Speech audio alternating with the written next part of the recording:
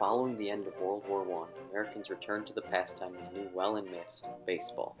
However, this innocent American sport was rocked by scandal in the 1919 World Series, when players on the Chicago White Sox threw games in exchange for payments from gamblers and gangsters. In response to the World Series being thrown, the first commissioner of baseball, Commissioner Landis, was appointed and he banned all players suspected of involvement. Commissioner Landis took a stand against corruption in baseball, but his banning of 8 White Sox players and 18 others fell short of preventing the spread of organized crime's influence over the sport or addressing the root causes of the 1919 World Series scandal. Although the banning of the players resulted in the end of their careers, it was unable to prevent the fixing of games by organized crime, building up corruption in sports, and allowing organized crime to gain more resources and influence. Going into the World Series of 1919, the Chicago White Sox were heavily favored over the Cincinnati Reds because, despite the Reds having a slightly better record of 96 wins and 44 losses compared to the White Sox record of 88 wins and 52 losses, the American League to which the White Sox belonged was known for having stronger teams in that era. Popularity soared for the sport as the last Americans returned from World War I and longed for their game. Scalpers charged $50 for tickets. The series appeared to mark a return to life as it had been before the war for many, trustworthy and fair. However, this was not to be the case. The owner of the White Sox, Charles Comiskey, was notorious for paying his players as little as he could. At a time when most players made $10,000, Comiskey paid his star players only $6,000. Increasing the labor tensions was his plantation system, requiring players to maintain their own equipment. When the 1919 World Series came around, many White Sox players had enough of Comiskey's treatment and decided to act. One such player was Chick Gandil. On September 21, 1919, White Sox first baseman Chick Gandil met with gambler Joe Sullivan as well as Bill Burns, who in turn spoke to Arnold Rothstein's associate Abe Battle and Billy Mayhawk. Gandil then recruited fellow players Eddie Seacott, Oscar Happy Felsch, Claude Lefty Williams, Fred McMullen, Charles Swede Risberg, and George Buck Weaver into the fix, who were all promised $100,000 from the collaborating gamblers. He attempted to convince star player Shoeless Joe Jackson to join with a promised $10,000 and later $20,000 payment, but Jackson refused, forcing Gandil to lie to the other players. When the first World Series game came around on October 1st, White Sox pitcher Eddie Seacott gave the signal by hitting the first batter. The Sox lost the first 2 games, won the third when the White Sox players weren't given their payments, lost the 4th and 5th games, won the 6th and 7th games for the same reason, and then threw the 8th game to lose the series due to threats made on the lives of their families by the mob. With the exception of those who would bet on individual games, the gamblers made a fortune. Chief orchestrator Arnold Rothstein made $350,000 to add to his growing illegal millions. The champion Cincinnati Reds and the nation had barely even suspicions of a fix for the year after the series. When evidence of a regular season Cubs vs. Phillies game being fixed was discovered the next year, suspicions were aroused and an investigation took place into the 1919 World Series. Seacott and Jackson tell about how the World Series was fixed, leading to a Cook County grand jury indictment, with the involved gamblers and players being brought to trial.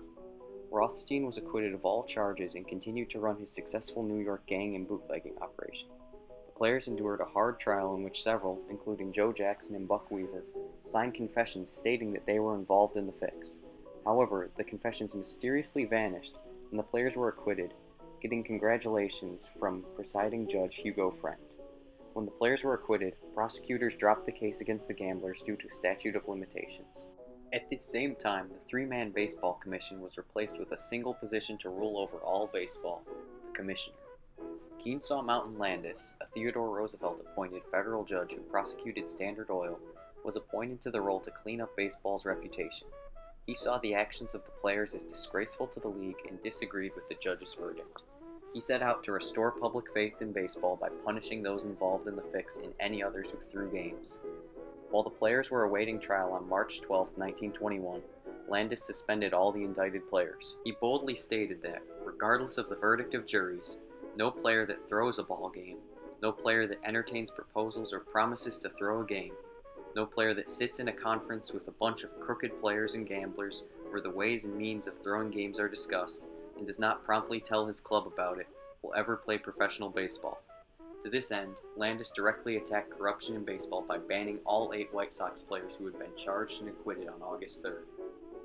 Despite the fact that Jackson didn't receive payment from the gamblers, set several currently standing World Series records, and signed a confession during trial despite being illiterate and therefore unable to fully determine what it contained, Landis stood by his statement and banned him along with the others for not speaking out against his teammates before the series, and refused to overturn his verdict when Jackson and fellow player Buck Weaver appealed. None of the banned players were ever able to play Major League Baseball, and so had to find other occupations. The most controversially banned player, Joe Jackson, returned to his hometown of Greenville, South Carolina, where he ran an assortment of shops and played semi-pro baseball, playing in his first night game at the age of 53 in 1941, in which he hit 2 home runs. Commissioner Landis was unable to take any action against the gamblers involved in the scandal, but he still continued his crusade against players who collaborated with them. In the years following the Black Sox fix, Landis banned 18 players and the Philadelphia Phillies president William D. Cox. Across his career, Landis built up his office's power to include exclusive rights to eject a player in the World Series or his newly created All-Star games. After his death in 1944, Landis was inducted into the Baseball Hall of Fame for his actions taken to restore baseball's reputation and his strong stance against corruption. However, Landis's bannings failed to address the root causes of the 1919 scandal. Owners like Comiskey were allowed to continue paying lower wages to their players, as a minimum salary amount was not required until 1970. More pressingly, Landis was unable to prevent organized crime's ability to influence the sport. Since baseball's organization in 1853, gambling on the sport had been common, and fixing games had been done since 1865, when the New York Mutuals threw a game against the Brooklyn Eckfords. This went largely unnoticed until the daring rigging of the most publicized baseball games of the sport, the World Series. However, with organized crime's growing power during the Prohibition era with bootlegging operations, kidnappings, and robberies, their influence was able to extend greatly, as Arnold Rothstein's mob had over the 1919 World Series. Despite Landis's firm stance against gambling, a precedent that still occurs to this day, games were still rigged. Former Colombo family mobster Michael Franzese and an associate bribed baseball players during the 1970s in order to profit on gambling. They typically used looming mob debts to compel players, even those from the World Series winning Yankees, to throw games. More recently, Miami gangsters like Raul Pacheco have paid smugglers to get players out of Cuba and have then demanded part of the player's paycheck. These players, as was the case with Yasiel Puig when a Pacheco-hired cartel smuggled him out of Cuba, are often threatened by cartels and mobsters due to actions carried out by the one who paid to have them brought to America if they don't follow through with their part of the deal. This allows organized crime to still have influence over the sport today. Despite Commissioner Landis's firm position to stand up to corruption and gambling in the league, his banning of the 8 Black Sox and 19 others fell short of preventing further fixed games or organized crime from having power over players.